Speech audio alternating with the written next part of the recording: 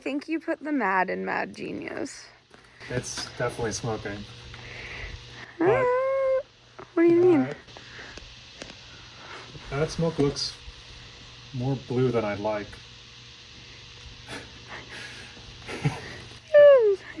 Well, you know, I'm sure we'll figure it out. All right, we did a test firing again of the engine, and I'm hoping that since there was no coolant in the block whatsoever, that all of that smoke is just fuel related and that the fueling is dirty and combustion is incomplete. I'm hoping that servicing this pump is going to fix these things, but I didn't get to do a compression test when I bought the engine, unfortunately. So, because to do that, I have to remove this fuel pump. So we're going to remove the fuel pump now. I'm going to get servicing it, and then we're going to do a compression test on all these pistons, and hopefully we get nice consistent numbers across the board. Of course, the compression test is a great place to start. However, half the cylinders are covered by that injection fuel pump, so this is going to be a little bit trickier than I expected. Also, I'm getting very distracted with stripping down the engine, finding out what parts I need to order, and getting that order in.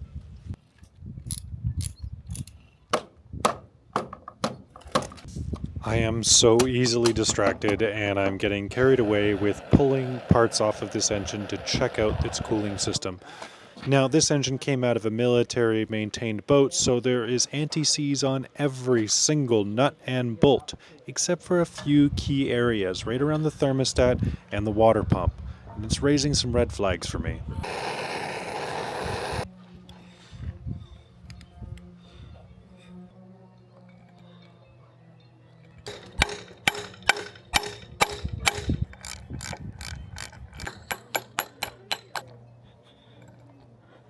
This is the front of the engine. This is where the thermostat was and the water pump down here. So these two sections. We're getting all new gaskets. I'm getting a new water pump, new thermostat. All this stuff is getting replaced. But I did notice some corrosion damage inside. It's not entirely for sure salt, but I definitely think that there is the potential that salt water has gotten into this cooling system. If there's a leak from the coolant system into one of these pistons in any place, it should show up in the compression test, and we'll drag it into the shop and we'll finish the rest of this teardown. The cylinders I could check pulled up some pretty good numbers, and I'm feeling fairly confident about compression, but it's the cooling jacket that's got me a little worried. Definitely salt water got through the mixing elbow and into the riser, which has got coolant in it, and I think that's where all the leak down happened. I've already got like the timing bolts off, all those 4 bolts that hold the pump in place, and I've got the back bolt that's on the cam gear off, but there's still something holding onto it, or you just need to hit it with a hammer, and I don't like hitting expensive things with hammers, so I'm waiting for a diesel mechanic buddy of mine to come down and tell me that this is a good idea. Also, I know that this is the entire timing of the engine, which I have no idea how to set. So I need to ensure that there's timing marks, that they're lined up, that everything is tickety-boo, and I can take this out and put it back together, hopefully, and get this thing to run again. Ideally, it runs again, right? It also means that I probably got some salt water in the rest of the block, and I don't exactly know where this corrosion's going to stop. Luckily, the engine hours are pretty low, so it's not like it's been running for thousands of hours like this, so I think it's definitely reversible.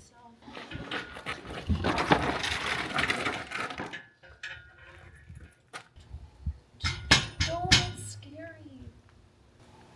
Oh, you got this. Yeah, any moment now. They come flying along. I don't want it to fly too. All right, I've consulted with 3 different diesel mechanics, and it is possible, of course, to do this, but it is a bit of work. So before I get too carried away, I've also discovered that my compression tester kit might have the right fittings for this in these injectors, and the really nice thing, I'm so used to the Volvo that was kind of a hassle to get the injectors out. These ones screw in and screw out like super easy. Everything has come apart on this engine really nice and easy so far, so I'm quite happy. It's all very dirty, of course, but just, yeah, Just great. So I'm going to try and get my compression tester to fit into these injector holes and do compression tests on the forward 3 cylinders, so I actually get a good prognosis on the health of the head gasket or what's going on in here. I mean, this is going to be the engine running cold, so I won't really know 100%, but it should give me a clear indication if there is a leak in any of these pistons. So, injector, compression tester. Looks like this bushing here is too wide for it to fit in there, unfortunately. So now I need to find a different one or something. I did just have an interesting conversation. An old timer passed by and I was talking to him about his engine in his boat, and he says, yeah, I got a Nissan SD33. And I said, shit, well, look, here's another one. And he's like, hey, do you want another one? And I'm like, yeah. And he goes, I got one that's in my garage that's on a generator for a hospital, and it's only got 33 hours on the clock. I thought, well, I'm always looking for a parts engine. And then I'm like, maybe this is my parts engine, and that one's the keeper. So I'm gonna go pick that one up for $100, and we're gonna go find out. Maybe that's what I need. It's not like this one's bad. It's just, why not get one that's even better? I got roped into looking after Grant's old fishing trawler for his daughter, Jen, 3 or 4 months ago, and have been checking on it every other day because this old wooden boat has a tendency to try and sink itself. I guess I must have accumulated some good karma because this is one hell of a deal. Definitely worth the little road trip down to Hornby with Aaron's dad, Greg. This tells you the story. There's the hours. 47. Oh, 47, I lied. I thought it was 33. No, the engine's a 33. Keep going. Good, keep going. One of the reasons I wanted to get into the Nissan SD33 is it is one of the cheapest engines I compared for my boat. The replacement water pump I ordered is half the price of a Cummins and half the price of a Perkins, and it's 1/5 the price of a Volvo one. Unfortunately, because the 3rd gen Nissan Patrol or the International Scout 2 weren't super popular in my neck of the woods, I couldn't just walk down to the car parts shop and pick one of these things up. But for most of the rest of the world, you can pretty much get these parts off the shelf anywhere. So yeah, now I've got 2 engines. You know how like you buy a car and suddenly you start seeing that car everywhere? Well, now I'm starting to notice that the SD33 is everywhere. Now, they're famous for being in the Nissan Patrol wagons back in the 80s, and you'll find plenty of them there, but there's even more of them running forklifts, generators, and boats. What I love about that list is forklifts, generators, and even Nissan Patrols aren't exactly known for being expensive. Now look, I'm building a boat. Obviously, the boat part, usually expensive.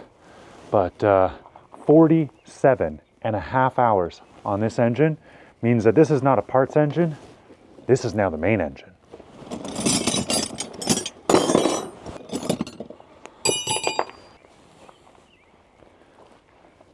She's missing a few parts, mainly the intake and exhaust marine manifolds, the starter motor, an alternator, and the forward pulley, as well as whatever seal was supposed to be here to keep all the oil from pouring out. Sorry, Mother Nature. She does, however, have a full fuel assembly system that is in perfect condition. But best of all, this engine has zero history of being in an old, salty wooden boat that may or may not have been flooded once or twice. So there we go. 47.5 hours means that we have somewhere in the ballpark of 9,952.5 hours before the next rebuild. Let's get these exhaust and intake manifold off.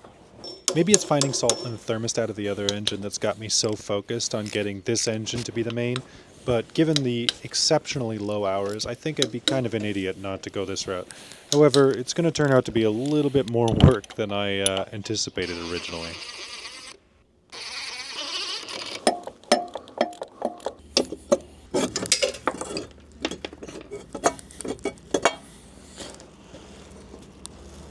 Why is it top on the bottom?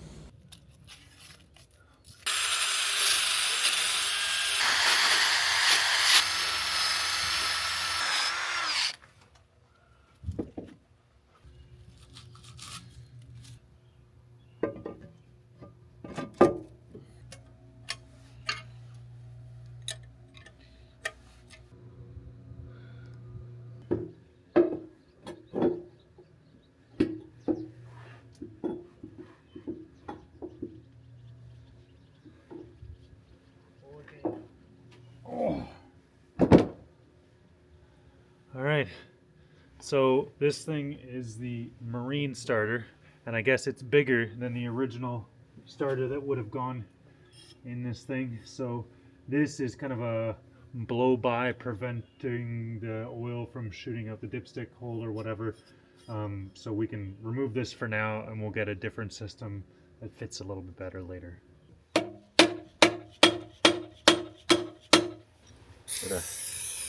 Vigorous persuasion. Well, I don't think it's just copper. Paint's sealed. I'm not supposed to be able to get it off. Paint's right there. It's all one piece. I hope it's not soldered in or something.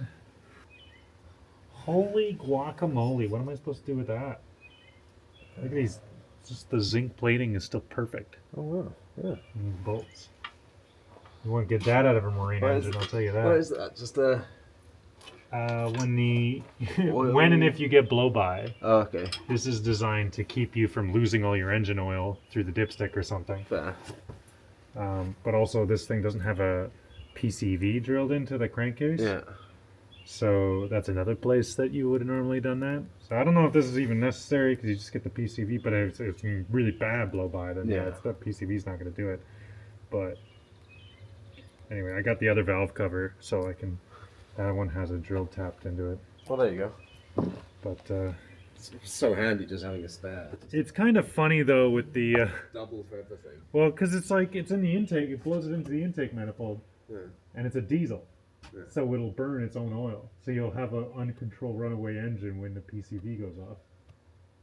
Yeah, I mean, you'd hope Seems like a bad idea. Some other shut off elsewhere. Yeah, I don't know. Yeah. We're going to tackle some of these other things. I need to get a special wrench to get the pulley off of my other engine.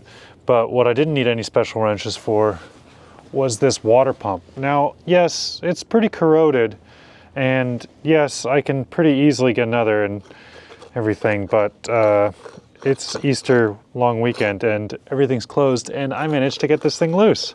In fact, the bearing isn't really that bad at all. So I'm going to try cleaning it up, servicing it, and then there's a new gasket coming in the mail for this, but I want to see if I can't restore this thing, get the rust out of it, and have a spare water pump at least. We'll bolt it onto this and then see if I can't fire this thing up and see how it runs. Kobe.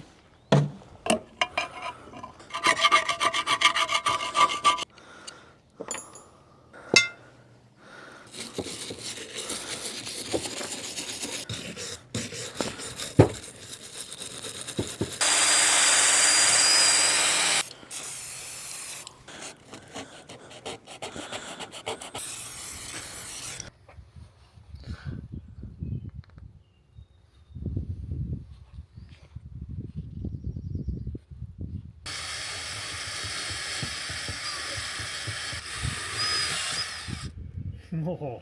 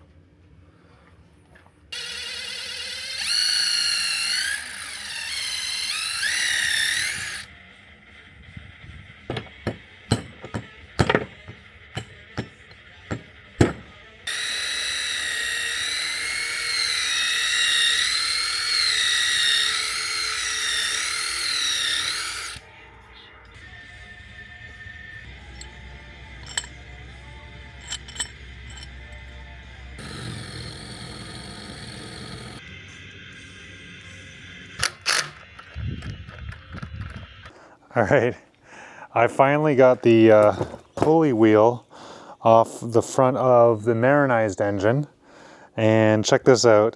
So I know that Chrysler did the marinization. I know that these engines were originally yellow, but this one was a military boat, so they painted it gray and gray and gray and gray. So under 12 layers of gray paint way back here, there it is. There's the yellow.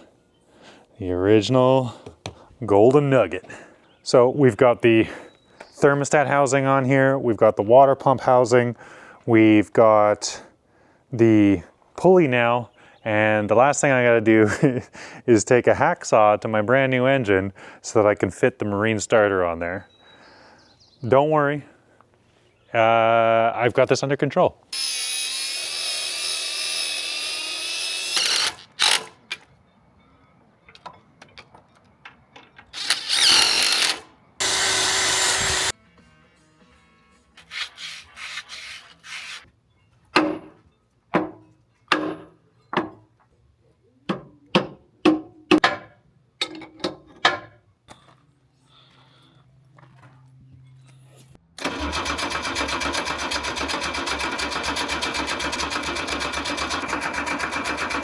Is there a Murphy switch on this thing?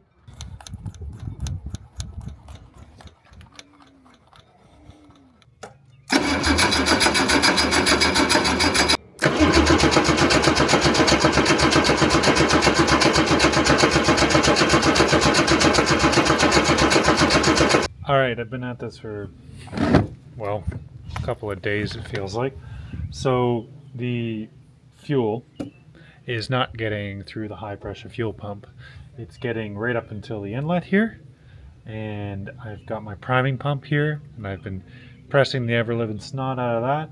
I've got a ton of pressure. I even put vice grips on the return line down here so that that pressure could build up on the low pressure side of my system and hopefully push whatever gunk was clogging up my injector pump through the system. Well, I've just finally started to see fuel up here at these injectors. I'm going to keep bleeding them a little bit, and hopefully we'll see life here shortly.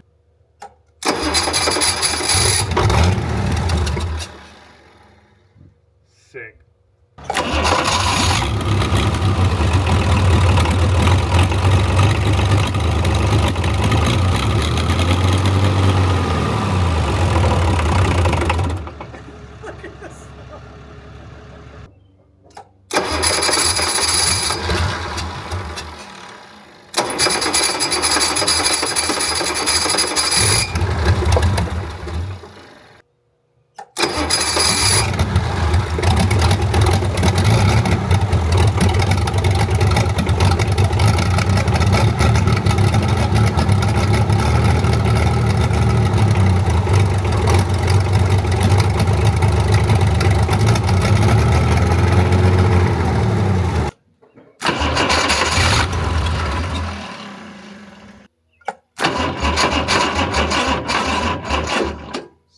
Battery's tired.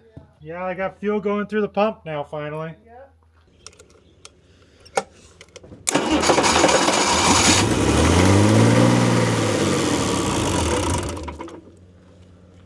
Right on. Well, it's not all bad news. Now that this is the new main engine that I'm restoring, I'm able to pull the marinized parts off of my donor engine.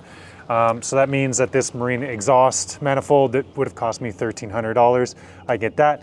I get a spare injector pump, there's another $1,300. The starter, that's like a $400, $500 part. The front bell pulley, all of these parts are cheap to get, but this engine gets even better. The mixing elbow, because the marinization was done by Chrysler, the mixing elbow and riser that comes off of this exhaust manifold, which is kind of hard to find because there's not too many marinized Nissan SD33s. Well, there's a lot, but there's not as many as maybe some of the Cummins out there. But that mixing elbow and that riser, straight off the Mopar, and there's a billion of those. So just about the cheapest mixing elbow, I think, on the market for this size of engine. That's absolutely fantastic. I ordered an entire gasket kit for this engine, which only cost $120. This is, I think, of all the 60 engines I compared, the cheapest for parts, and when you get one for only $100, it's even cheaper than that. So very thrilled with this. Just gotta wait for some of these parts to come in and we can finish this project, get it all cleaned up, get all the new bits bolted onto it, do full tests with the coolant in the block, and get it painted and get it put in the boat. Really excited for that. Until then, we'll see you guys next week.